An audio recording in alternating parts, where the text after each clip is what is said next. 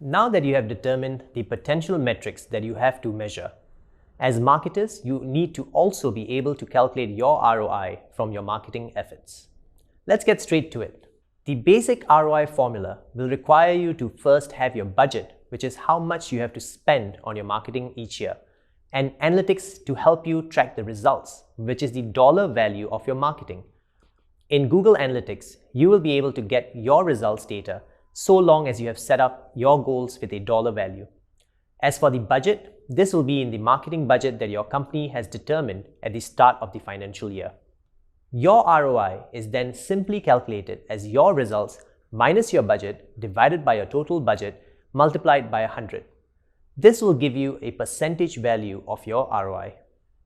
In the later part of this course, you will see how the ROI will be able to help you calculate the performance of not just your overall marketing performance, but also your channel performance and your campaign performance. So, how does analytics fit into your broader digital marketing strategy? At the end of the day, analytics is like a thermometer to check on the health of your digital marketing strategy. It is meant to help you keep a tab on how your strategy is doing and how well it is performing so that you can achieve your objectives. When you are analyzing your data, you need to utilize both your digital analytics and web analytics to get a holistic picture of your marketing performance across the board. Digital analytics tools are focused on platforms that you use for your marketing efforts. For example, when you use Google Ads, Facebook Ads, and MailChimp, you will look at data such as reach, impressions, click-through rates, open rates, and more. Web analytics tools are focused on assets that you own directly, such as your website or your mobile application. These include, amongst others, Adobe Analytics, Matomo, which is an open source analytics tool, and of course, Google Analytics, which we will be diving into shortly. With these, you can analyze what is happening with visitors on your website or mobile application and track the right actions to measure success or rectify problems that you may identify. This brings us nicely to the next part of our course, which is going to focus on Google Analytics as our tool of choice when it comes to digital marketing analytics.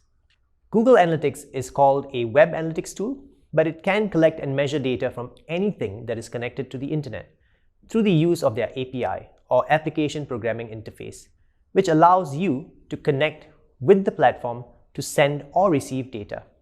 With APIs, you could connect your POS system, your video game console, and even your CRM system, as long as it is connected to the internet.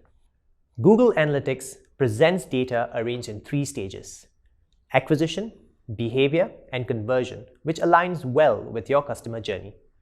There is also an entire subsection in GA, which helps you break down data based on your marketing touchpoints, so that you can see where your traffic is coming from and how the traffic is performing.